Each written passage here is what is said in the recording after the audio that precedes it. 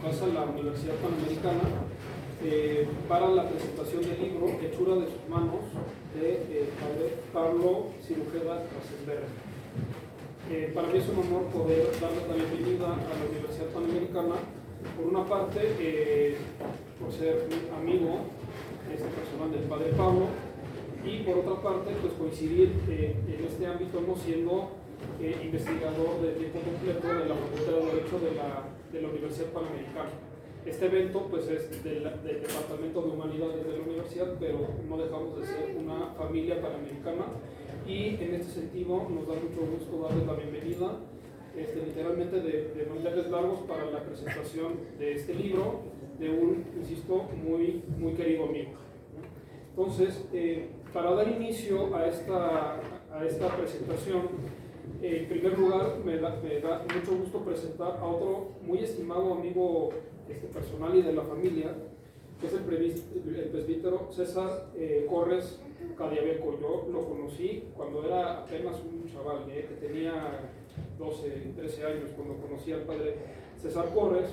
Él es sacerdote católico, licenciado en Filosofía y en Teología por el Instituto de Estudios Eclesiásticos de México, filial de la Universidad Pontificia de México, licenciado en Espiritualidad por la Pontificia Universidad Gregoriana de Roma, certificado internacionalmente en Coaching por la International Coaching Community de Londres, máster en Coaching Ontológico por CoCrear Argentina y la Federación Latinoamericana de Profesionales en Coaching. Es miembro de la Asociación Nacional de Coaching y forma parte de la red de coaches de la International Coaching Technologies y de la International Coaching Community. Ha sido profesor en exégesis bíblica y de teología dogmática en la Comunidad del Camino, el Instituto Mexicano de Doctrina Social Católica, el Centro Universitario Incarnate Word y el Instituto Asunción de México.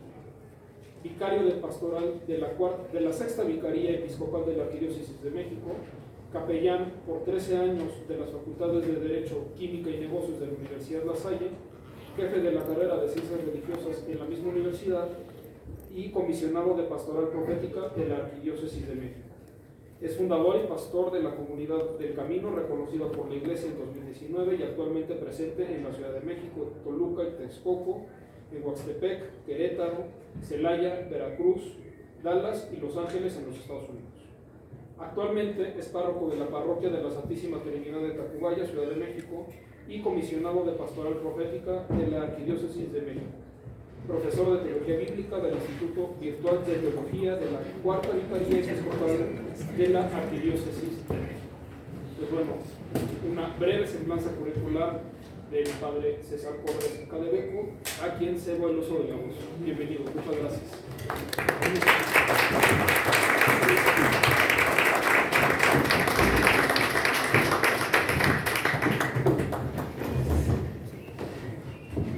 Muy buenas noches, me da mucho gusto estar aquí, sobre todo para este magno evento, que voy a comenzar con una frase de mi abuela. Ella decía que la mejor costurera es aquella cuyas puntadas no se notan. Y eso es lo que tenemos. Tenemos un libro no de puntadas, sino algunos cañonazos, algunos petardos bien puestos, pero con una sutileza que maravilla. El padre Pablo en este libro dice cosas muy importantes y las dice como si no estuviera diciendo gran cosa. El lenguaje es muy fresco, el libro es totalmente asequible, es un lenguaje que se parece mucho al del Papa Francisco. Si ustedes comparan los escritos de Francisco con Benedicto, con Juan Pablo II, dices, ¿de qué primaria salió?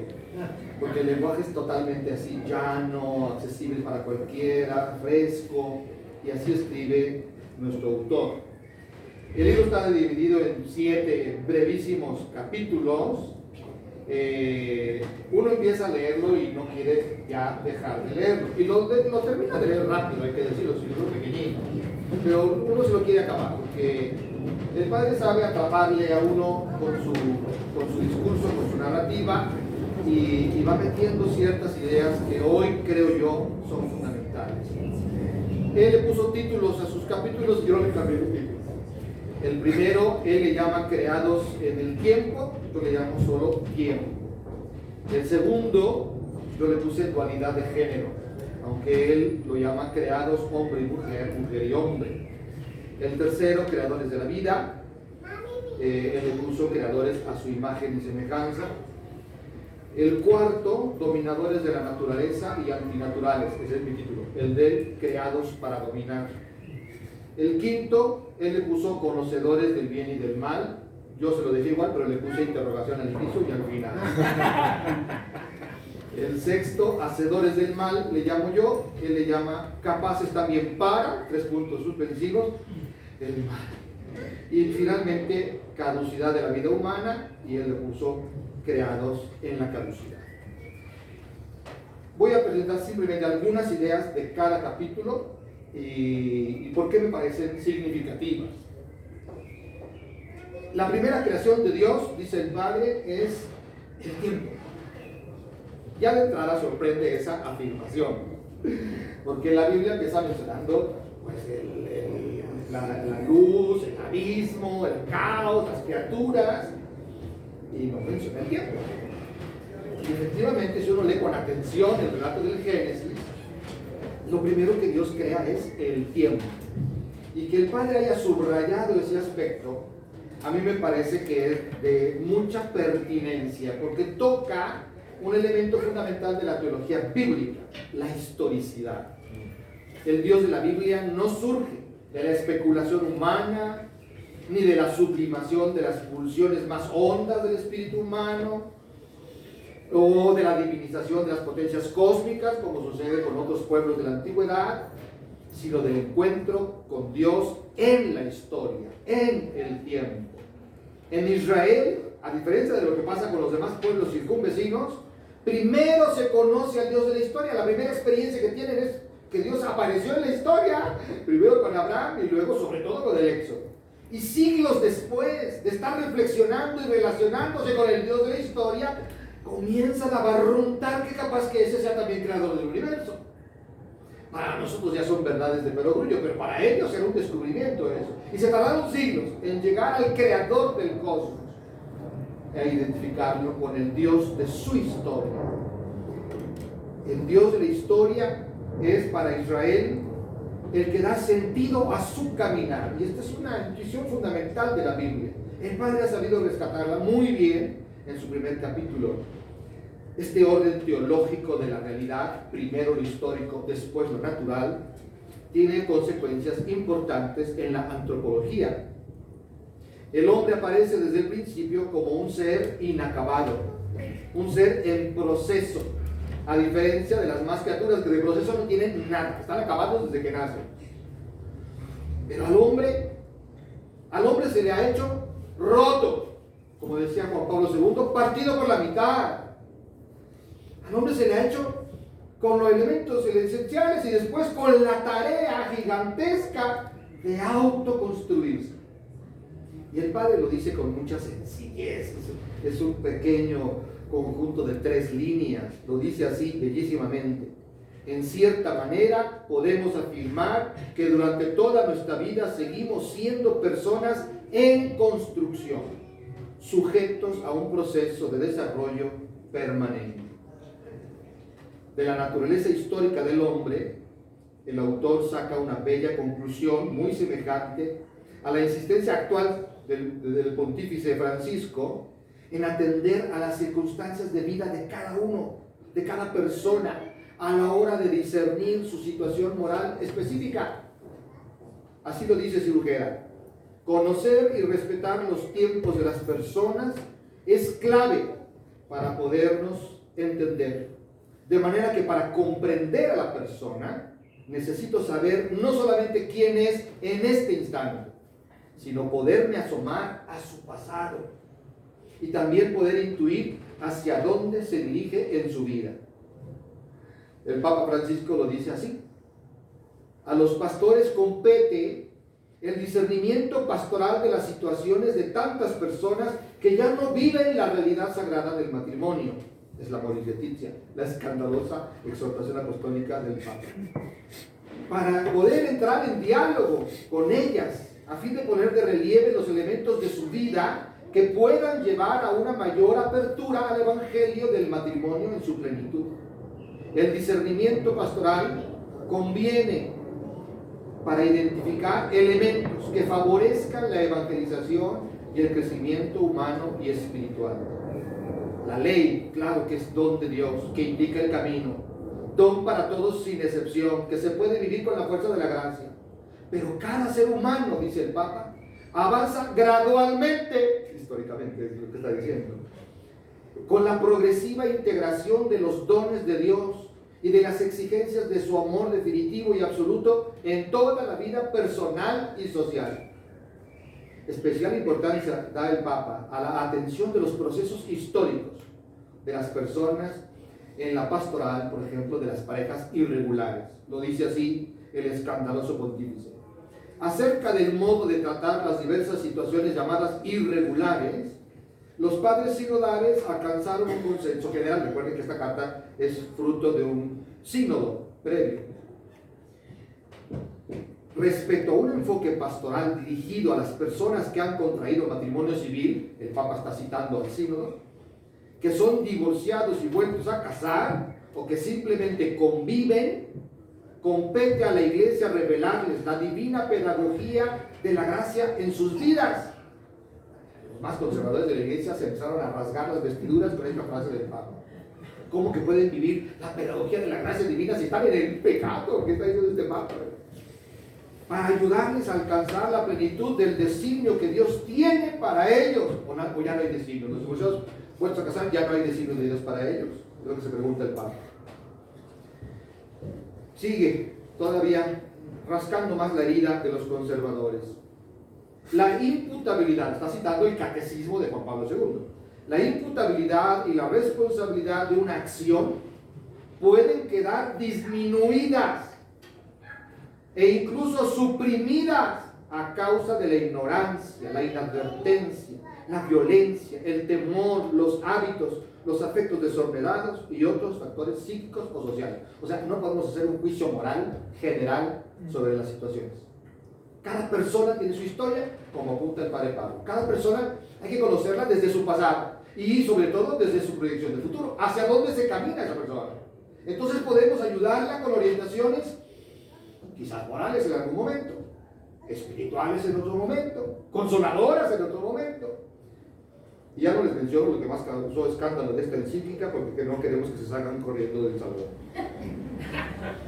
El hombre entonces debe ser entendido como un ser no solo temporal, sino en el tiempo, y por lo tanto sujeto a condicionantes que le son a la vez externas e internas, propias de su historia y de la historia en la que se inserta su vida. Pero estos condicionamientos nunca son suficientes para abolir la libertad, y esto es lo que pone Juan Pablo II. Por muy condicionados que estemos por nuestro pasado, por nuestra historia, nuestra libertad no queda suprimida. Puede verse muy afectada, pero nunca suprimida. Lo dice Juan Pablo II en la Reconciliatio et Penitentia, el número 16. Y entonces volver sobre la propia historia para rehacer el tiempo. Como dice Francisco, así, al hombre contemporáneo parece que le cuesta más que nunca reconocer los propios errores, ver su pasado y decidir volver sobre sus pasos para reemprender el camino después de haber rectificado la marcha. Parece muy reacio a decir me arrepiento o lo siento. Parece rechazar instintivamente y con frecuencia irresistiblemente todo lo que es penitencia en el sentido del sacrificio aceptado y practicado para la corrección del pecado. Termino la referencia al capítulo 1 de nuestro libro con Juan Pablo II, Familiares Consorcio 34. Otra vez sobre la temporalidad, sobre la historicidad, sobre la procesualidad de la vida humana y por lo tanto de la captación del bien moral. El hombre va descubriendo y desarrollando su conciencia moral. Y el padre Cirujera dedica un capítulo al tema de la conciencia moral. Va descubriendo su conciencia moral a lo largo del tiempo. El hombre llamado a vivir responsablemente el designio sabio y amoroso de Dios es un ser histórico que se construye día a día con sus opciones numerosas y libres. Por esto él conoce, ama y realiza el bien moral según diversas etapas de crecimiento. Hasta ahí. Vamos al capítulo 2, que yo titulé Dualidad de Género. De manera serena, sin criticar, ni mencionar siquiera la nefasta ideología de género que hoy se infiltra por todas partes en las sociedades de Occidente, en las universidades, incluso de inspiración cristiana y hasta en la arquidiócesis de Guadalajara, y que el Papa Francisco ha catalogado como la más peligrosa colonización ideológica de nuestro tiempo, nuestro autor se limita a dejar en claro con diáfana reflexión la dualidad masculino-femenina en la que fueron creados los seres humanos. No dice nada sobre la homosexualidad, ni sobre su estatuto antropológico de cara al acto creador de Dios, ni alude a ninguna de las demás disforias de género que hoy se discuten en la mayoría de los parlamentos del mundo. Simplemente, Cirujeda recoge la enseñanza bíblica y, quizás confiando en la capacidad de sus lectores para sacar sus propias conclusiones, evita cualquier confrontación con las posturas de moda.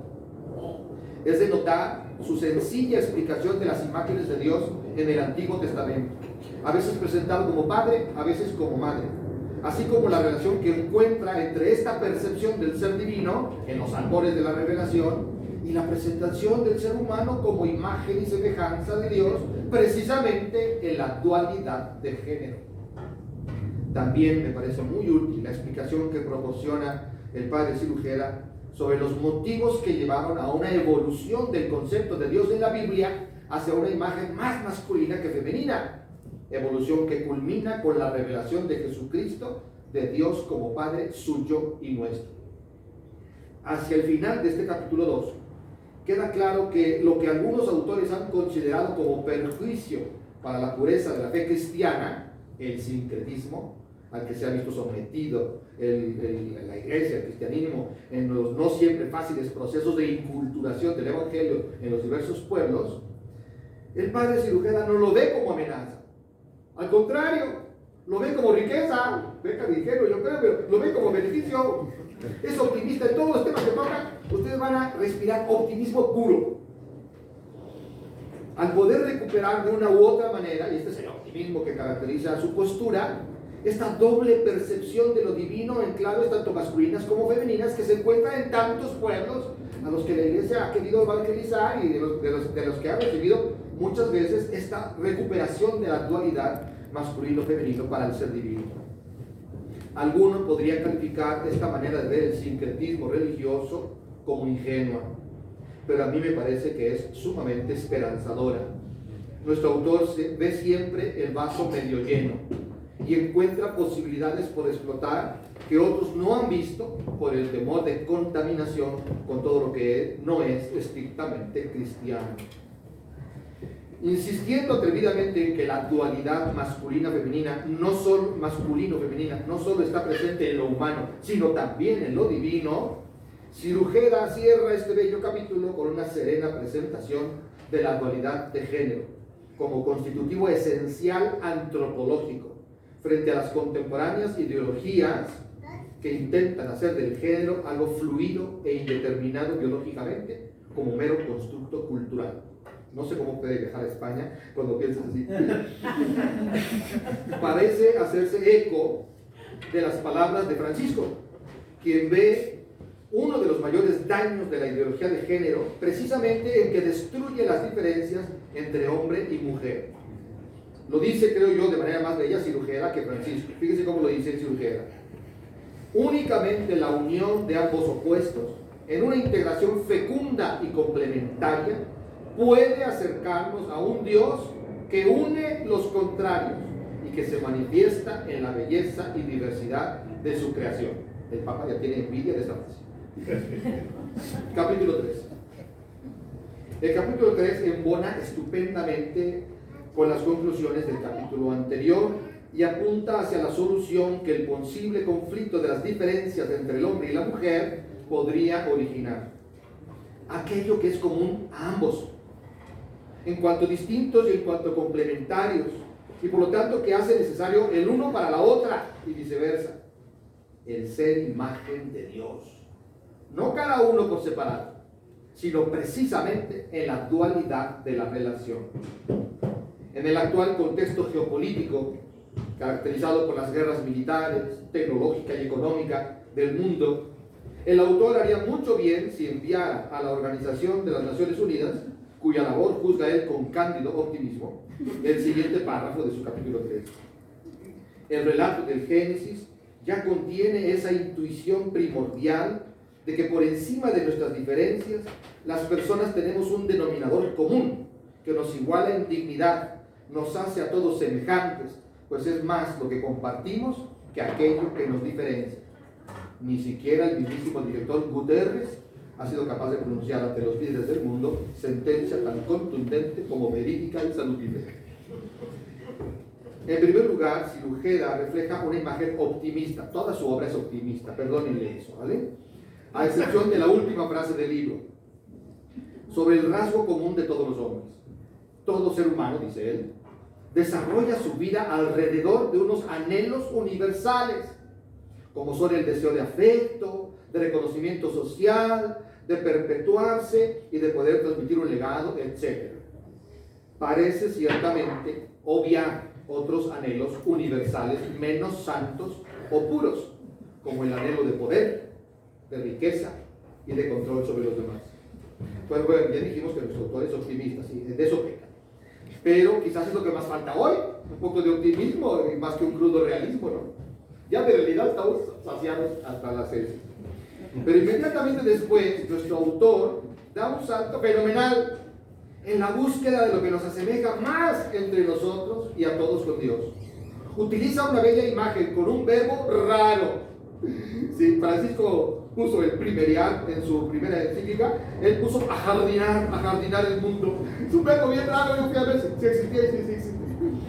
Ajardinar el mundo. No solo como poner remedio a la deforestación salvaje de selvas y bosques que hoy ponemos irreflexivamente en práctica, sino de forma más amplia, la construcción de un mundo cada vez más parecido al ideado por Dios.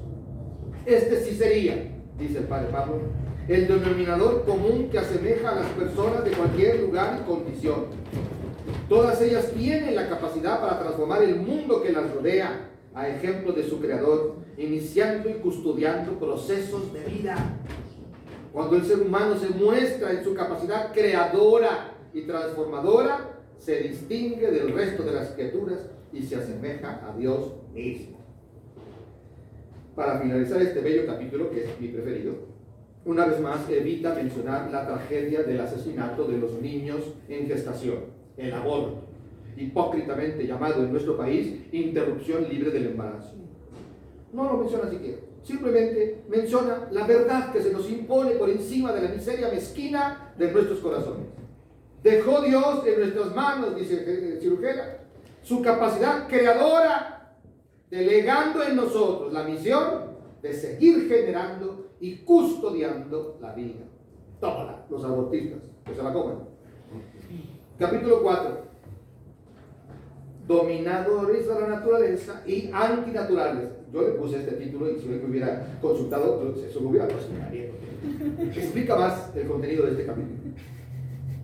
Después de una sencilla presentación de la evolución cultural del hombre en su cada vez mayor dominio de la naturaleza, a través de la ciencia y de la técnica, así como de su irrenunciable pertenencia a ese mismo mundo que ha ido dominando cada vez con mayor eficacia, menciona el padre, interpretando a su manera el pensamiento de Munier como lo más definitorio del ser humano, nuestra capacidad para lo artificial. Es la frase. Nos queda a deber el padre un desarrollo más amplio de esta general intuición. Quizás sea el tema de su siguiente libro. La nuestra capacidad para lo artificial. Ya tienes el título, ¿te falta decir lo demás? El capítulo 4 se cierra con una verdadera antinomia. Ahí sí no sé cómo el padre puede solucionar esta contradicción. Porque fíjense lo que dice textualmente. Aquí llegamos al verdadero reto que se nos presenta como seres humanos. Llegar a superar o someter los designios de la naturaleza, no solamente desde la ciencia, la técnica o la razón, sino desde el amor, la generosidad y con ello desde la renuncia a la lógica del beneficio propio, individual o colectivo. Yo no sé cómo se pueden combinar esas dos cosas, seguramente él nos lo explicará. Me gustaría preguntarle eso, ¿cómo se puede conciliar la superación o sometimiento de los designios de la naturaleza, renunciando a la lógica del beneficio propio, individual o colectivo. Nos acaba de mostrar en todo el capítulo, con mucha lucidez, cómo el hombre a lo largo de toda su historia ha logrado superar los condicionamientos de la naturaleza a beneficio propio y comunitario. Entonces hay ahí como una contradicción. Mi poca capacidad no me permite descubrir solución alguna. Me salto el capítulo 5, que a mí me causó dolores de cabeza terribles, y no les quiero provocar tan temprano una semejante sensación. Y me voy al 6. El 5 lo dejo para el final. El 6, hacedores del mal. Él le puso, porque él es discreto y yo no lo soy, capaces también para el mal. Como que no tuvo de otra. ¿Cómo le haces para comentar los 4 primeros capítulos de Génesis y no comentas el mal? No le quedó de otra. Y entonces tuvo que enfrentarse al problema del mal. De no haber incluido este capítulo, la obra del padre Cirujela aparecería como imperdonablemente ingenua, fantasiosa, idealista, utópica. Pero aquí enfrenta abiertamente el misterio del mal provocado por el corazón humano, el mal deliberado, la maldad misma. A mí me llama la atención que considera el primer pecado de la historia el asesinato de Abel, y no, como lo hace la escritura y la tradición católica, el pecado de Adán y Eva, pues el primer pecado según la creencia católica. Para él, el primer pecado es el fratricidio. Después de presentar los horrores del mal y de la ira en la aventura humana, hace una afirmación estupenda el padre, que convendría siempre tener presente. Dios no cuestiona los sentimientos o motivaciones de Caín, sino que le interrogará sobre el qué hace. Yo tengo que ponerme en la catequesis, porque a mí me han tocado varias señoras que se confiesan a los señores. Oh, hermanos, que odio a mi suegra, odio a mi suegra. Yo me quedo callado esperando el pecado. Ya terminé, padre. Bueno, pues váyase en paz. No me va a dar la solución. Usted me dio el pecado, yo le doy la solución. Le acabo de decir que odio a mi suegra. Odiar no es pecado. Lo que usted sienta, a Dios le pide sin cuidado. Si usted permite que el odio la domine y usted comete actos en línea de ese odio, entonces sí, lo que es sujeto de la moral son las acciones, no los sentimientos. Nadie se va a condenar por haber odiado mucho, como nadie se va a salvar por haber sentido mucha compasión por los pobres, sino solo que haya hecho algo por ellos. Cuando Jesús ordena a sus discípulos amar a sus enemigos, no les está pidiendo la labor imposible de sentir amor por ellos, sino de actuar con amor, de responder con el bien a la acción maligna del otro. Con luminosa claridad, el autor de este libro invita a sus lectores a vencer no solo el fatalismo de las fuerzas naturales, que ya trató antes, sino el fatalismo de la respuesta al mal por un mal equivalente o superior al sufrido. Lo dice así: el mal infligido por una persona sobre otra no obedece, por tanto, a un fatalismo irremediable, ni tampoco a un condicionamiento que haga inevitable el hecho violento. Todo ser humano es capaz de plantarle cara a la espiral de violencia y de decir ¡basta ya!, ante una situación de injusticia que aparentemente clama venganza. De oro estas letras, hay que ponerlas ahí junto a esta portada de puerta que tienen ahí. Gracias, Dios. Capítulo 7, el último del libro. Y luego me voy al 5, que es el que nos va a hacer agarrar por aquí a un pedazos. Creados en la caducidad. El autor aborda con la misma serenidad que caracteriza toda su obra el espinoso tema de la finitud humana. Tras presentar los diversos escenarios en que dicha finitud se manifiesta, concluye con una declaración optimista, como era de esperar. Quienes han asumido su finitud son personas libres, sabedoras de que cada instante de la vida es un don para ser saboreado, independientemente del futuro, sin querer detener el momento, sino dejándose llevar por el fluir del tiempo.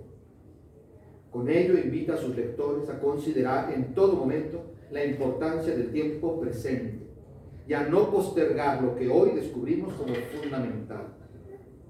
Este capítulo, que parecía tener la finalidad de reconciliarnos con nuestra condición creatural, termina abruptamente con una desconcertante invitación que, si usted es depresivo, le recomiendo no leer si no quiere terminar postrado en la cama por quién sabe cuántos días. Al final descorazonador del libro, el autor espera que seamos capaces de experimentar una vida plena y alegre mientras estemos dispuestos a renunciar al fruto del árbol de la vida eterna. Yo le preguntaría a nuestro querido Padre Pablo, si renunciamos a la vida eterna, entonces, ¿qué sentido tiene la fe cristiana? ¿Para qué nos salvó Cristo? ¿Para qué la conversión? ¿Para qué la búsqueda del bien y la lucha contra el mal? Me doy. Mis niveles teológicos no llegan. Él nos va a iluminar, yo no me doy. Y ahora sí, el capítulo 5. El capítulo 5 me generó mucho malestar, porque hace afirmaciones que me sorprenden muchísimo. La primera no tiene importancia, realmente, pero no se apega a la realidad. Ahí sí que me perdone Pablito. Porque él dice, con su entusiasmo optimista, dice: los estados modernos no tienen duda alguna en otorgar a sus ciudadanos esta plena capacidad de decisión, está hablando de la libertad, salvo atenuantes como temprana edad, coacción, enfermedades u otras causas. Parece que el autor considera estados modernos solo a los occidentales. La otra mitad del mundo tiene otra visión del ser humano y del Estado. Y también son estados modernos. Los verdaderos problemas comienzan un poco más adelante, cuando el padre enfrenta el dilema de la moral. Para mí ha sido sorprendente. Yo aprendo siempre. Yo estoy aprendiendo de algo que nunca había visto. Una interpretación diferente de la caída, que él llama falsamente llamada caída, en el capítulo 3 del Génesis. Dice el padre: la tradición bíblica considera la conciencia moral y ética como una característica intrínseca del ser humano, que Dios mismo reconoce en él. Y pone la frase esta famosa de que resulta que el hombre ha venido a ser como uno de nosotros en cuanto a conocer el bien y el mal.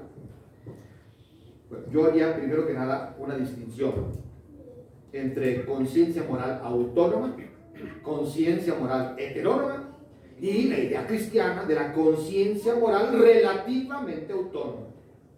Si consideramos que la conciencia ética es la misma en todos los seres humanos, vamos a caer, yo creo, en encrucijadas irresolubles. El hombre no tiene una conciencia moral autónoma, sino relativamente autónoma. Y el pecado ha consistido en dejarse llevar por una conciencia moral heterónoma. El mismo padre dice, adelante citando al eclesiástico, algo bien bello. Afirma que el aprendizaje del bien y del mal ha brotado de la enseñanza divina, y pone la cita del eclesiástico. Esta es precisamente la conciencia moral relativamente autónoma, porque el eclesiástico dice que Yahvé les enseñó por medio de la Torah, que les enseñó el camino de la sabiduría. Y no creo, yo le pregunto al padre, ¿por qué interpreta de esta manera este versículo que presenta lo que para mí es un reproche de Dios? Algunos incluso lo ven como algo irónico, como un sarcasmo de Dios. Ahora resulta que este es conocedor del bien y del mal. Hizo lo que yo le prohibí hacer y ahora es conocedor del bien. Y de hecho, por eso los expulsa. El padre no lo ve como algo negativo. Y yo quiero preguntarle por qué. Ahorita me va a tener la palabra, por supuesto, y van a hacer mis cuestionamientos. Pero ¿por qué no ve como negativo la desobediencia de Adán y Eva? Me pregunto si realmente no cree que ese sea el pecado original. Yo espero que no nos lo diga así, porque se enfrentaría a la censura dogmática de la Iglesia, porque en sus concilios ha definido: concilio de Cartago, concilio de Orange, concilio de Trento, Papa Pío XII, Papa Pablo VI, dogma de fe, el pecado original cometido por Adán y Eva. La verdadera libertad, dice el padre, citando a Gaudium et Spes, y con esto voy a terminar, la verdadera libertad es signo eminente de la imagen divina en el hombre. Es verdad, pero solo puso un pedacito de la cita. Más adelante, la misma cita de Gaudium et Spes explica qué es la verdadera libertad. Dios ha querido dejar al hombre en manos de su propia decisión para que así busque espontáneamente a su Creador y, adhiriéndose libremente a éste, alcance la plena y bienaventurada perfección. ¿Qué es lo que decía Santo Tomás? No es libre el que escoge el mal, si es un esclavo de sus pasiones. Es libre solo el que escoge el bien. La dignidad humana, sigue Gaudium et Spes, requiere, por tanto, que el hombre actúe según su conciencia y libre elección. Es decir, para que no se confundan, movido e inducido por convicción interna y personal hacia su fin último, que es lo que le da verdadera dignidad. Termino con la última frase, la que no le recomiendo leer si es usted depresivo. O tómese primero el vaccín y luego ya se lee la frase. No aspirar a la vida eterna. ¿Por qué? ¿Por qué nos hiciste eso? Estaba yo tan tranquilo leyendo tu libro y me dio dolor de panza. Quisiera yo pensar que el Padre, no lo sé, estoy adivinando, vamos hablando sobre el asunto, está queriendo decir que no está a nuestro alcance por nuestros propios méritos, por nuestro propio esfuerzo, que es un don absolutamente gratuito de Dios. Si estamos dispuestos a renunciar a lograr eso con nuestro propio esfuerzo, lo firmo. Pero si no aparece nunca en el horizonte de la vida, qué triste es la aventura humana. Me parece que ese pequeño libro es una bomba, bellísima, importante, capaz de suscitar resonancias muy profundas para nuestro tiempo. Léanlo, perdónenle su optimismo y olviden la última frase del libro. Muchas gracias.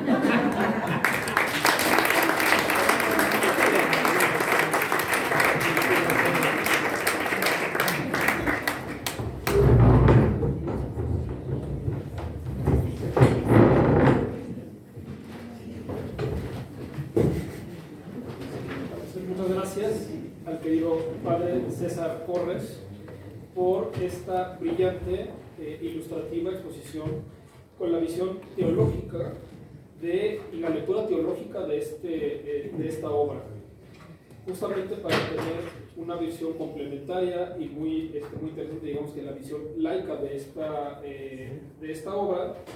Me permito presentar a la siguiente ponente, a la siguiente invitada del padre Pablo, y es la maestra Marta Cebollada Gay. Ella es licenciada en Geografía e Historia por la Universidad de Zaragoza en España, maestra en Políticas Públicas comparadas por la Facultad Latinoamericana de Ciencias Sociales y actualmente es coordinadora académica de la carrera de Ciencia Política del Instituto Tecnológico Autónomo de México, profesora en la licenciatura de Ciencia Política, en el Diplomado de Economía y en la Maestría de Políticas Públicas en el mismo ITAM. Su área de investigación es la política pública, especialmente en el área laboral con perspectiva de género. En marzo de 2017 presentó su primer libro, Hacer visible lo invisible, formalización del trabajo del hogar remunerado en México, una propuesta de política pública, editado por el Consejo Nacional para Prevenir la Discriminación y el Instituto de Investigaciones Jurídicas de la Universidad Nacional Autónoma de México. Ella es consultora de la Organización Internacional del Trabajo, sede México, para temas de políticas de formalización del trabajo del hogar remunerado. Como parte de sus estudios para la OIT, publicó en 2019 el informe Trabajo del Hogar y Trabajo Decente en América Latina, Buenas Prácticas y Aprendizajes para el Caso Mexicano. En 2022 se presentan sus informes más recientes, Mecanismos de Intermediación Laboral en el Trabajo del Hogar Remunerado en la Ciudad de México y Promover la formalización del trabajo del hogar remunerado en México desde la perspectiva de políticas públicas locales.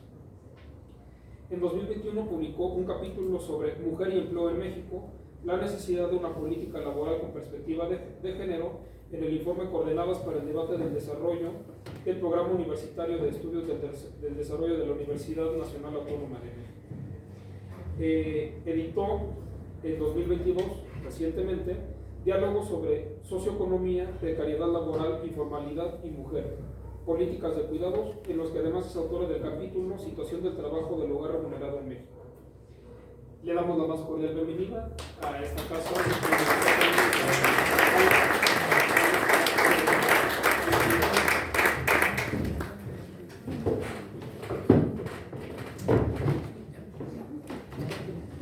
Hola, buenas noches a todos. Agradezco mucho, sobre todo al padre Pablo, por confiar en mí en esta tarea y es un honor. Gracias, Juan Antonio Casanovas, por la invitación a la Universidad Panamericana y al padre César Porres. Para mí es un honor. La verdad es que yo no sé nada de teología, muy poquito, entonces yo vengo un poco con una visión muy aterrizada, muy de política pública, muy de lo que vivimos hoy en día en México y bueno, por lo tanto mi análisis también va a ser mucho más breve. Yo tuve la suerte de tener el libro el verano pasado en Zaragoza, porque lo que nos une a Pablo y a mí es que somos de, pues más o menos de orígenes de la misma tierra, que es la tierra de Aragón en España, y desde entonces me pareció un libro fascinante. Fascinante por muchas cosas que brevemente les voy a explicar. El texto que se presenta hoy, Hechura en sus manos, una lectura del Génesis desde la ciencia, tiene la enorme cualidad de unir la ciencia y la fe. En momentos de vida donde muchas veces nos regimos en nuestro día a día por falsas verdades, por las fake news, las noticias falsas y la inmediatez de la noticia, todo lo que es noticia hoy que no será mañana, aunque sea falso, es necesario tener escritos donde se reivindique la ciencia como eje del conocimiento y por lo tanto de la verdad empírica que desde la Ilustración nos acompaña y más en entornos universitarios como en el que estamos hoy. Además lo hace de una forma asequible, breve, puntual y aterrizada, como un tuit, ¿no? Entonces, realmente esa es la ventaja que tiene el libro, que se lee rápido, se lee ameno en un lenguaje, como nos decía el padre César Corrés, muy fácil de leer y de asimilar y sobre todo muy aterrizado. La importancia de la ciencia debe ser reivindicada, como hace el texto de Pablo, desde un inicio, como un eje para entender todo lo que nos rodea. Es más fácil respetar lo que se comprende o al menos lo que se intenta comprender. Por ello, es necesario conocer el tiempo para respetarlo. Solo reconociendo el paso del tiempo se puede respetar sin juzgar. Y cuando no se juzga, la persona se abre al cambio. Somos frutos del cambio físico, del cambio intelectual, del social, del político y del económico. Entender, respetar y no juzgar nos hace ser seres abiertos al cambio, sin miedo a la mutación. Da luz a nuestras vidas desde la creencia de que somos seres en el tiempo, como dice Pablo, amoldándonos y configurándonos constantemente.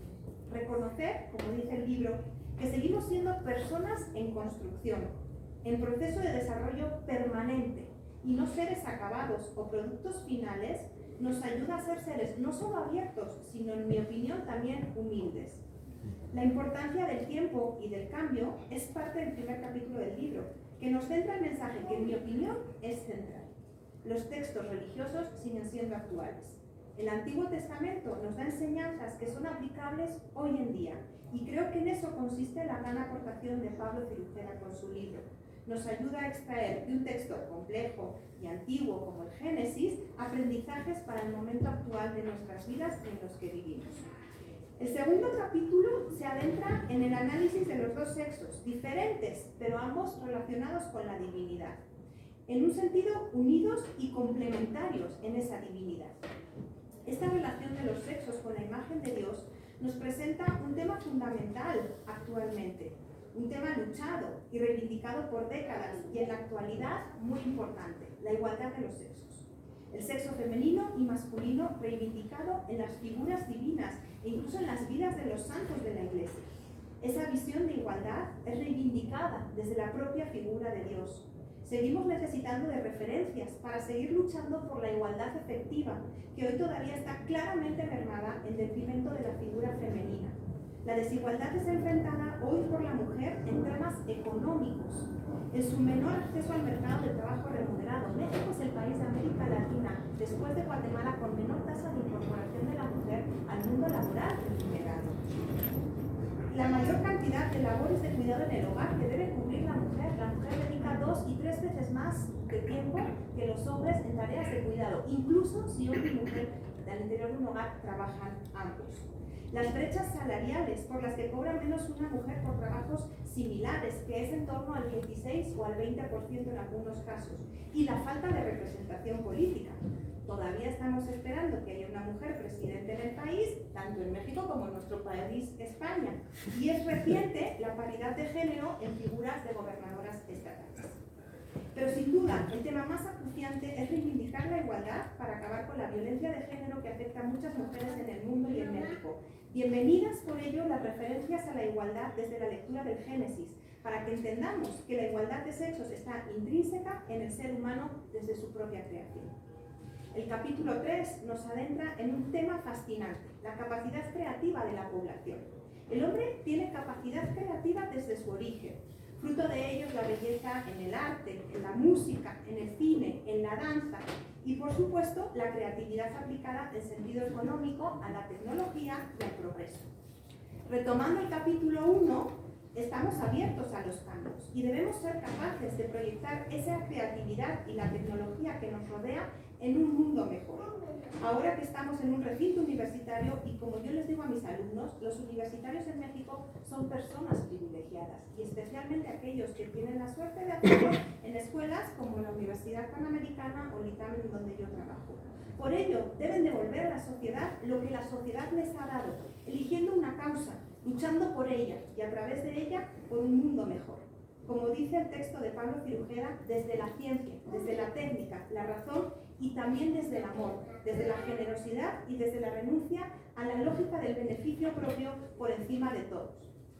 De todo. Estamos llamados, nos recuerda el autor, a transformar el mundo, no solo a través del dominio de la naturaleza, sino también desde el amor. Y yo creo que esta es una de las grandes reflexiones que hoy en día nos tienen que acompañar y por eso leerlas, tenerlas en escrito en un lenguaje tan asequible, tan bonito y tan fácil es muy de agradecer. El capítulo 5 nos regresa en cierta medida al primero. Para amar hay que conocer y solo conociendo y amando es que se puede decidir. Por ello es importante reivindicar la educación como pilar de todo individuo, para que conozca lo mejor posible y pueda tener las herramientas para tomar las mejores decisiones. Dice el texto, las carencias sociales y educativas pueden mermar en una persona la calidad de decisión, pero nunca eliminarla de todo. Es importante el papel de la educación y de la universidad en este contexto. Es importante cuidar las políticas públicas educativas para tener la mejor educación de la mejor calidad y también con recursos públicos muy importantes. Como instituciones de pensamiento y de decisión, la libertad de elegir es una de las cosas más importantes que acompañan al ser humano. Para ello es fundamental, tal y como nos recuerda Pablo, forjar y tener un criterio propio. La ética exige el uso de la libertad, pues sin ella no hay opciones que se puedan valorar moralmente. Desde esa idea, el autor reivindica el respeto a la libertad de conciencia de las personas que ha marcado también la historia bíblica. Desde este punto de vista, creo que también es importante reivindicar el capítulo 2, la libertad de pensamiento de las mujeres, que muchas veces por el hecho de ser mujeres no son respetadas de igual manera. Son estos tiempos también de mucha polarización e intolerancia, que tiñen la realidad de crímenes y atentados a las personas solo por sus ideas.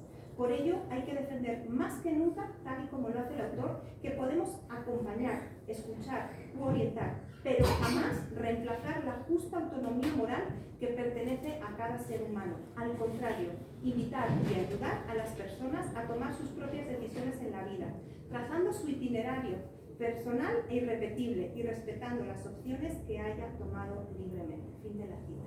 Creo que esta frase es fundamental en la vida de hoy en día. Lo ven, es un lenguaje muy fácil, muy asequible y muy bonito de leer. Finalmente, la idea final que me gustaría comentar es la de retomar el conocimiento otra vez, la ciencia, la educación para decidir opciones que no conlleven la violencia. Es un tema muy importante en el México actual. La oleada de violencia que sufre el país tiene múltiples causas y por lo tanto su combate para su erradicación debe tener diferentes aristas y políticas. Pero una de ellas es sin duda la defensa de la libertad per se, además de la libertad de elección, del respeto y de la lucha por la igualdad. Todos estos valores y principios son partes del Génesis, desde la lectura de Pablo Cirujeda, mensajes actuales que es importante reivindicar y difundir. La ciencia sin difusión no sirve. Por eso valoramos el libro de Pablo, la difusión de los mensajes del Génesis desde la ciencia y en la actualidad, para reivindicar finalmente un mundo mejor.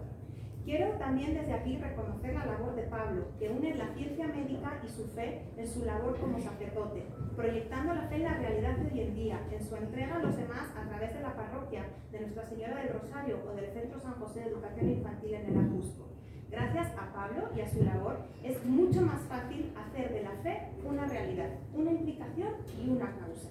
Su labor de ayudar a los demás, en mi caso además, me ayuda a reivindicar mi fe y a difundirla entre mi familia y mis amigos, muchos de ellos ateos completamente. Por ello, quiero dar las gracias a Pablo por su labor y hoy por su libro, que nos ayuda a hacer de la fe una llama viva y actual, tan necesaria en momentos de incertidumbre como los que nos acompañan. Muchas gracias.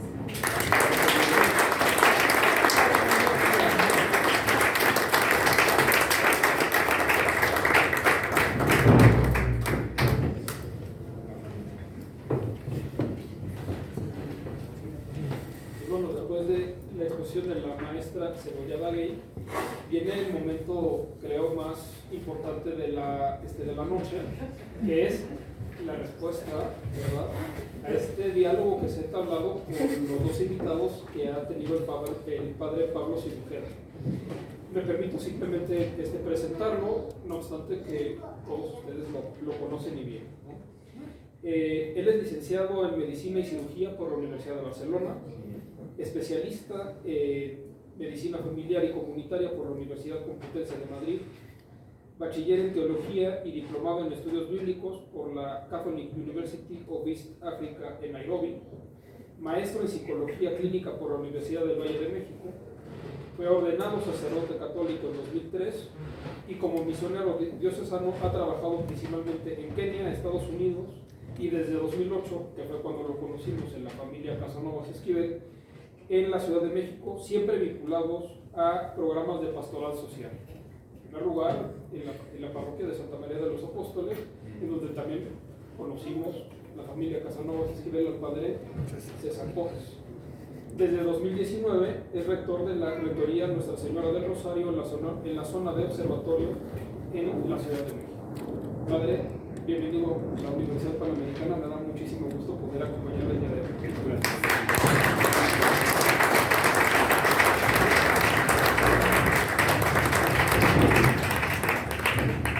Me han puesto un poco difícil, ¿eh? No voy a hablar del capítulo 5. Que luego te invito a un café. No, muchas gracias a todos. En primer lugar, pues gracias a la editorial San Pablo de España, que son los que estos pequeños y humildes escritos los convirtieron en librito, además pues muy bonito en cuanto a su presentación y edición. Pues gracias a ellos que han hecho posible esta publicación. Pues muchas gracias, por supuesto, a la Universidad Panamericana que nos recibe tan generosamente en sus instalaciones y en esta tarde hoy aquí. Pues gracias, César, por tus palabras, Marta, gracias a todos los que han venido. Para mí esto es algo pues muy bonito, pero es nuevo, no solo es mi primer librito, sino que yo creo que nunca se había presentado un libro tan breve en esta universidad. Mi padre es el que me dijo que esa era la clave del éxito del libro, que fuera breve. Dice, porque hoy en día ya nadie lee de los otros. Así que cuando dijiste lo del tweet, digo, sí, creo que por ahí va, ¿no? Pero creo que sí, que en la comunicación actual, hoy en día es importante saber ser breves e ir al punto. Yo no voy a desarrollar pues tampoco mucho ahora las tesis del libro, porque se trata de que lo lean. Pues cordialmente les invite a que lo lean, por supuesto, y que luego podamos dialogar sobre él. Decía el cardenal Martini, de feliz memoria, que él era un ávido lector, que se puede resumir un libro en una frase, que cualquier libro es potencialmente resumible en una sola frase, porque al final un libro contiene una idea, una tesis, una afirmación principal, y yo pues he intentado pensar cuál sería esa frase o esa idea que yo he querido transmitir en estas breves páginas. Creo que es más o menos por ahí han ido, gracias a las presentaciones de hoy, reconocer y reivindicar nuestra humanidad común, la humanidad común de todos los seres humanos que habitamos esta tierra y que convivimos y desarrollamos nuestra vida en sociedad. Que esta humanidad común sea capaz de trascender nuestras diferencias entre individuos y entre personas y entre culturas y situarnos en el plano de la fraternidad. Está de nuevo, creo que muy en boga la idea de la fraternidad. El Papa Francisco está reivindicándola con su última carta encíclica, Fratelli Tutti, todos hermanos. Parece que hable él en un momento en el que la fraternidad está más amenazada que nunca. Estamos en un mundo en el que lo que están de moda son las diferencias, no aquello que nos hace hermanos.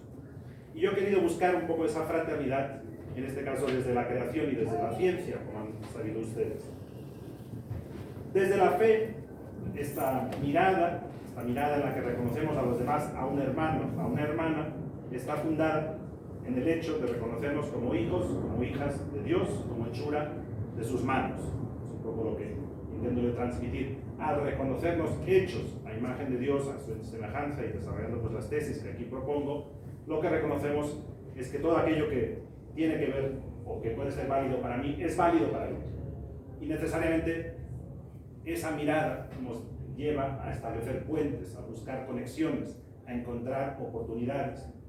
Y eso, pues me atrevo a decirlo, en un mundo que hoy tiende cada vez más a subrayar, como decía, las diferencias y las divisiones, que hemos normalizado la polarización y el enfrentamiento como un modo de ser y de convivir altamente nocivo, tóxico, que está hoy en día pues, permeando nuestras relaciones sociales en nuestro país, a nivel internacional, en muchas comunidades, y parece que sí, que los antagonismos y las diferencias sean aquello a destacar, aquello con lo que buscamos el enfrentamiento con el otro.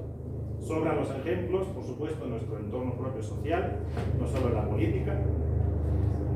Y el prójimo, lamentablemente, hoy ya no es aquel que me complementa, no es mi hermano, no es aquel que ha sido creado conmigo a imagen de Dios, sino que hoy es un adversario, una amenaza, un rival a quien necesito destruir para liberarme de él. Y ese es lamentablemente el ambiente en el que estamos viviendo hoy. Tenemos que ser honestos y lo tenemos que reconocer. Esa es la manera como hoy en día estamos en muchos sectores, en muchos momentos, interactuando unos con otros. Aquí es donde el humanismo cristiano, que yo reivindico, y pues por eso también, pues obviamente cito a Munier y a otros padres de ese humanismo, y que propongo en este libro, ¿no?, reactivar un poco esa mirada humanista cristiana, lo propongo y lo quiero reivindicar junto con nuestra capacidad para el bien que está innata en todo ser humano. Y recordar una vez más que también solo con un sentido de trascendencia, es decir, con un sentido que nosotros llamamos como creyentes un sentido de Dios, pero le podemos dar otros nombres, pero solo con un sentido de trascendencia, de aquello que va más allá de mí, nos podemos elevar por encima del subjetivismo y de las ideologías del momento, que como sabemos muy bien, jamás superan la prueba del tiempo. Todas acaban cayendo. Las que hoy se ven enormes, sabemos muy bien cuál destino les espera, como a todas las anteriores. A nosotros, a los creyentes cristianos, se nos puede fácilmente señalar como utópicos. Lo reconozco. Fácilmente, incluso podemos llegar a ser objetos de burla o por lo menos de señalamientos como ingenuos, ¿no? Como si no estuviéramos conscientes del mal que nos acecha. Y sí, hablo un capítulo del mal, que bueno, que lo reconoces. Sí, soy optimista, pero sí, obviamente, parecería que ese optimismo cristiano fuera ingenuo, fuera una propuesta anacrónica, como si no estuviéramos en contacto con esa realidad, con la violencia, con la corrupción, con la maldad, con todo aquello con lo que nos enfrentamos a diario, ¿no? Recordemos que nuestra utopía está basada en la vida de nuestro fundador, ¿no?, que quiso ver en cada ser humano, hasta en los más opuestos, hasta en los más antagónicos para nosotros, a un hijo de Dios, alguien, como digo en el libro, con quien es mucho más aquello que tenemos en común que lo poco o lo superficial que nos separa, para llegar a superar pues viejos y nuevos antagonismos. Yo busco un poco esa mirada de oportunidad, esa mirada con la que podamos encontrar el sustrato común entre nosotros, desde, como digo, la trascendencia, desde la Biblia, como creyentes, pero también desde la ciencia, desde el humanismo. Quizás me he propuesto algo un poco imposible, y ahí sí que, pues por dar una pequeña réplica a mi amigo César, a lo que ha dicho, que es el subtítulo del libro, una lectura del Génesis desde la ciencia. Y sí, se puede decir, pues, te has propuesto algo, pues que no, ¿cómo podemos hacer una lectura científica, psicológica, antropológica, de un relato mitológico de hace 3000 años, de un pueblo pues bien lejano a nuestra propia historia y condición? Y obviamente al intentar entretejer en ese lenguaje la psicología, las distintas teorías antropológicas, humanistas, junto con el relato bíblico, pues entiendo que pueda generarse ruido. Intento responder sobre todo a lo que me duele un poquito, a la última frase del libro, que dices que nos lleva a la depresión. Sabemos muy bien, y simplemente pues es un juego de palabras que yo utilizo, como en el relato bíblico, las dos grandes tentaciones del ser humano para llegar a ser como Dios era conocer el bien y el mal y obtener la vida eterna. Pero como tentaciones ambas, como tentaciones para divinizarse, para creerse divino. Y como ambas, el libro del Génesis las maneja de forma mitológica, una es alcanzada y la otra no. Recordemos que en el relato bíblico del Génesis el ser humano es expulsado para que no llegue a comer del otro fruto, de ese otro segundo árbol, que es el de la vida eterna, la cual está reservada en este relato a Dios, no a sus creaciones. No estoy hablando en un plano espiritual, perdón, de esa vida eterna a la que todos obviamente confiamos y esperamos alcanzar. Y como el ser humano, yo por eso lo digo muy enfáticamente en este libro, sigue tentado de comer de ese fruto de la vida eterna, sigue tentado de eternizarse, sigue tentado sobre todo desde posiciones de poder, de ambición y de otras equivalentes, a eternizarse allí, o a dejar una huella imborrable en la historia, o a realizar transformaciones que nunca ha habido antes, ¿no? O cada quien con su lenguaje. Esa tentación de la eternización es una tentación que yo creo que únicamente se puede superar, como decías muy bien, Marta, con la humildad de reconocernos caducos, de reconocer que nuestros proyectos individuales y personales tienen dentro de esa historia del tiempo en la que hemos sido creados una finalización y un ciclo que en algún momento se cierra. Y ahí es donde yo creo que tenemos esa obligación de seguir predicando la caducidad del ser humano como algo positivo, no como una condena, no como una pérdida, no como un fracaso, no como una destrucción, como dicen nuestros rituales cuando celebramos los funerales, sino como algo que cuanto antes lo interioricemos, cuanto antes nos pongamos en paz con esa caducidad, antes seremos capaces de interactuar con los demás en un plano de fraternidad. Concluyo pues, y porque a mí creo que es al que le correspondía hablar menos, porque de ellos les invité a ellos, con el deseo que lo puse por escrito porque así lo deseo. Ojalá que este librito, con toda humildad, nos ayude a hacer nuestra esta mirada que desea vincularse antes que separarse, dialogar antes que rechazar y unir antes que dividir. Muchas gracias.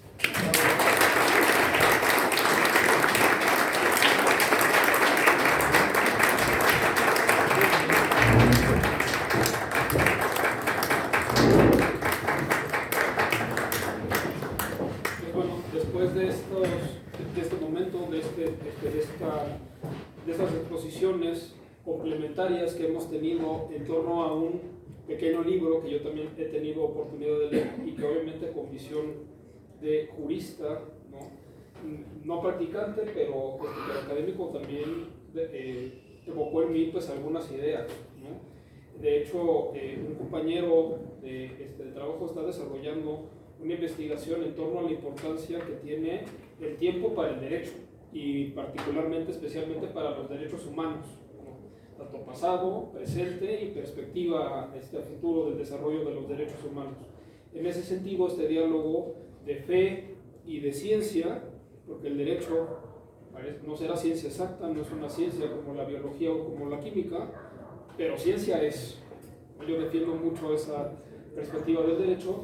Ha sido para mí una lectura muy interesante, y en ese sentido agradezco mucho al Padre Pablo e invito al público obviamente para que atienda este llamado y esta invitación del Padre Pablo para leer. Tenemos unos minutos breves para que si alguna miembro del público tuviera alguna pregunta para alguno de nuestros invitados, para el autor, para alguno de los invitados, pues tener unos momentos de diálogo para tener alguna pregunta, si alguno lo tuviera, para como parte final de esta presentación de este libro en relación con las exposiciones que hemos tenido. Si alguien quisiera preguntar, tuviera alguna duda. Sí, adelante, por favor. No soy Javier Costa, evidentemente español. Quiero primero pedir disculpas porque he llegado tarde. No he hecho bien. Me he retrasado yo, no ha sido culpa de los dos conductores. Y yo lo que quería decir es que a Pablo yo el libro aprendí hace tiempo que Pablo no es el primer libro que escribe. Por lo menos tiene otro. Hay unos más, pero es el Por lo primero menos tiene publicado. Entonces ahí me encantaría ver si la editorial o quien sea, al menos el libro que tú me mandaste, que habla de tus experiencias aquí en México, pues es un libro encantador, está en formato PDF y a ver si hay aquí alguien que se anime a ayudarte, porque de verdad que merece la pena. No tiene nada que ver con este. Yo no, este no lo he leído, pero por lo que entre el padre, que no recuerdo el nombre, César, y la maestra, pues casi no lo habéis contado ya. Que habéis contado poco menos. Pero hay que leerlo, ¿eh? Pero bueno, que si te animas y nos invita a la universidad a presentar el siguiente, ¿no? Y de esto yo, como no entiendo nada, pues mejor que no. Gracias, Javier. En eso ando, pero pues, no conozco. Para mí es cuando, porque no tengo la casa del tiempo, tienes que haber escrito un capítulo del tiempo, así, en la relatividad del tiempo, ¿no? Un poco al oeste, ¿no? Ya que está la ciencia con el Génesis, pues, del tiempo. ¿Qué haces? ¿Cómo usas el tiempo? ¿No? Es que... El mundo editorial para mí es una novedad, yo soy un total desconocido de saber siquiera cómo entrar en él, ¿no?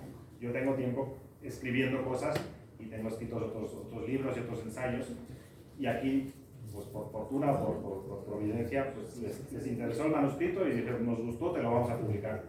El primer sorprendido fui yo.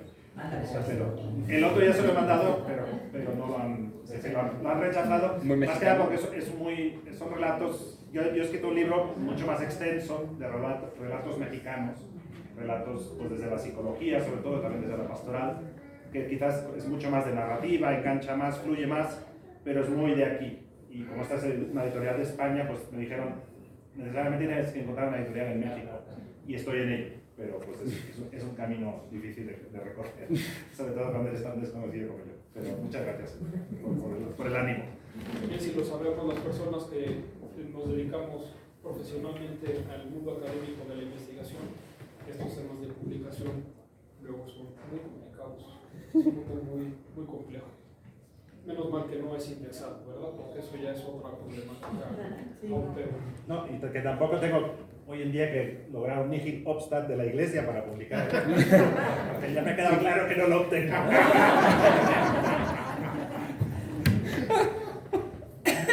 Han cambiado los tiempos. Sí, adelante. Pablo, en la página 47, al final, hay un renglón que no entiendo. Dice, como seres humanos creados a imagen y semejanza de Dios mismo, estamos llamados a transformar el mundo, no solo a través de nuestro dominio sobre la naturaleza, sino desde el amor, la más antinatural de nuestras capacidades. ¿Por qué? Si la capacidad natural de Dios es el amor, estamos aquí. Yo ahí hablo desde la ciencia. Por eso digo que es un cometido casi imposible hablar desde la ciencia en temas de fe, pero es lo que yo he intentado. Nuestras tendencias humanas, desde la psicología, desde nuestra naturaleza humana, naturaleza únicamente desde un punto de vista científico, obviamente no nos aboca al amor, nos aboca a conservar la especie, a pues todo aquello que tenemos en común con otras especies animales e incluso como humanos, a competir, a dominar, a subyugar y a establecer, y lo decías tú también muy bien, pues por relaciones de poder, de dominación. ¿En qué momento el ser humano dio el brinco, y es una gran pregunta antropológica, a renunciar el individuo a un beneficio en pro de otra persona? ¿En qué momento? Yo creo que es el salto de la mayor humanización, o sea, realmente el ser humano, ese brinco fue un brinco antinatural, contra natura, contra su naturaleza animal, contra su naturaleza creada, contra sus instintos de autopreservación, de conservación. Hay por ahí una antropóloga muy interesante que dice, en la antropología, digamos, arqueológica, cuál es el descubrimiento. Creo que quizás algunos de ustedes han leído ese descubrimiento muy interesante. ¿Cuál fue el momento, qué es la evidencia más antigua que hay en la especie humana de un acto netamente de amor o de humanización? Y uno, pues es difícil saber cuál.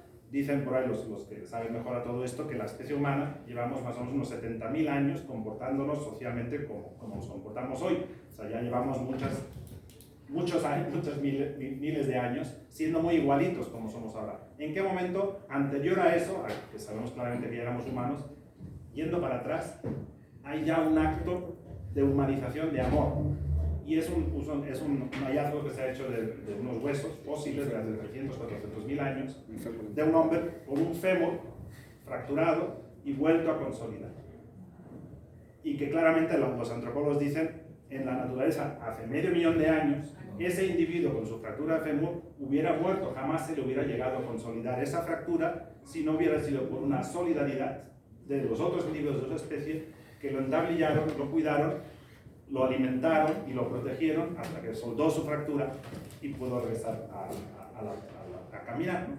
Y ahí es un acto de amor. Alguien renunció a algo en pro de ese individuo. Pero eso es, insisto, algo contra natura. Nuestra naturaleza no nos enseña eso. Ese ya es el aprendizaje del amor. Que, claro, quizás en este lenguaje bíblico es difícil de decir en qué momento. Pero si nosotros hablamos desde el punto de vista de la evolución humana, hay un momento que el ser humano rompió con su naturaleza y empezó a establecer unos vínculos antinaturales, que hoy le llamamos amor, lo ponemos en positivo, pero son antinaturales. A eso me refiero con esa frase. Gracias. ¿No sería quizá considerar la naturaleza divina del ser humano cuando estamos hablando de esa manifestación de amor? Sí, pero yo lo intento explicar desde la evolución humana.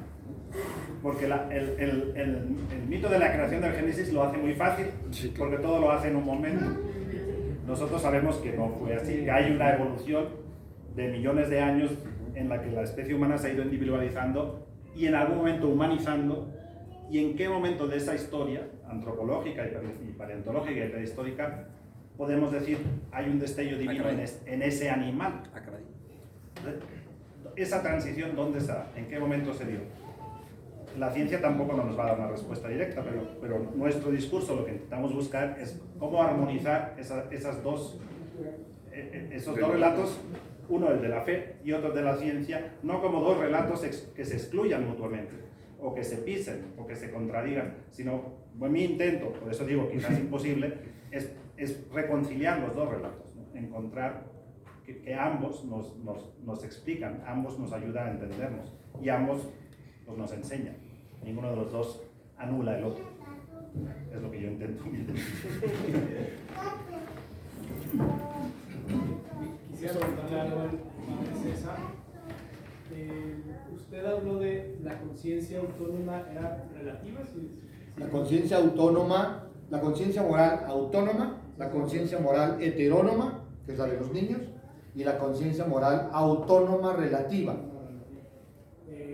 Me pareció muy interesante, nada más quería preguntar, pedirle que explique un poco más acerca de esta conciencia autónoma relativa. Sí. O sea, yo supongo que hace la precisión de relativa, no solamente autónoma, porque esa sería como la conciencia moral kantiana, de alguien que se da la ley a sí mismo. ¿Sí? Exacto. Y supongo, pero me serviría mucho que lo aclarara, que se refiere a relativa porque hay alguna especie de relación con Dios en esa conciencia. Sí, es lo que aporta la Torá. El judaísmo, entre las muchas cosas que aporta a la antropología universal, es esta idea de una moral que es híbrida, ¿no? Una conciencia moral que es híbrida. No es la conciencia moral heterónoma, que es la del esclavo, la del que está sometido por una fuerza que se le impone, como es la del niño, que depende de que otros le enseñen lo que debe hacer o lo que debe evitar, pero tampoco la conciencia autónoma absoluta, porque precisamente el hombre dejado a su suerte y sin ninguna referencia que le permita orientar sus juicios morales, puede equivocarse fácilmente, que es lo que narra el Génesis, a pesar de que el hombre primigenio, según el Génesis, gozaba de una amistad con Dios inaudita, para nosotros todavía utópica, pero para él, según el Génesis, para el primer hombre era una realidad. Y aún así, el hombre decide sustraerse a la relación para decidir por él mismo lo que es bueno. Y eso es el pecado, según la Torá. El hombre no puede decidir por sí mismo lo que es bueno. Tiene que aprender a recibir ese conocimiento, como dice el eclesiástico, que el padre cita, por enseñanza. Dios le enseña, y eso es la Torá. Le enseña a caminar un camino moral auténtico. Entonces, sí son decisiones mías, pero no brotan de mi propia especulación, no me vienen de la cultura, no basta con lo que me enseñaron mis padres, lo recibo de la revelación. Muchas gracias. Pues bueno, finalmente, como una reflexión también personal, en este diálogo moderno, ¿no?, derivado principalmente de la Revolución Francesa, de la igualdad, de la igualdad, fraternidad y libertad. ¿no? Justamente pues se han dado estas líneas de pensamiento por una parte los hiperlibertarios, que creemos en principalmente en la libertad, ¿no?, mucho del mundo occidental. Por otra parte, quizá en otras partes del mundo, ¿no?, en esta parte que se hace más referencia a la igualdad, ¿no?, principalmente en regímenes comunistas, no importa nada la libertad, importa más que todos seamos iguales. Pero el libro rescata esta tercera línea que la Revolución Francesa nos muestra, ¿no?, de la fraternidad, que en el mundo contemporáneo se ha olvidado mucho, ¿no? Y creo que es indispensable, y esto lo rescato mucho de la obra del Padre Pablo. Muchísimas gracias a nuestros invitados por venir, muchísimas gracias al público por su asistencia. El libro del Padre Pablo está a la venta, aquí afuera, a la venta, y también ya se encuentra disponible en versión electrónica, en ebook, también para quienes lo quieran consultar y descargar por esa vía, también de muy fácil acceso. También les damos la bienvenida también a ustedes para que podamos tener un momento de diálogo, digamos, más íntimo, un momento de convivencia más íntimo, con un pequeño brindis y un pequeño vino de honor que se ofrecerá en la parte de abajo donde nos hemos encontrado previo a la presentación de este libro. Muchísimas gracias y bienvenidos nuevamente a la Universidad Panamericana. Muchas gracias.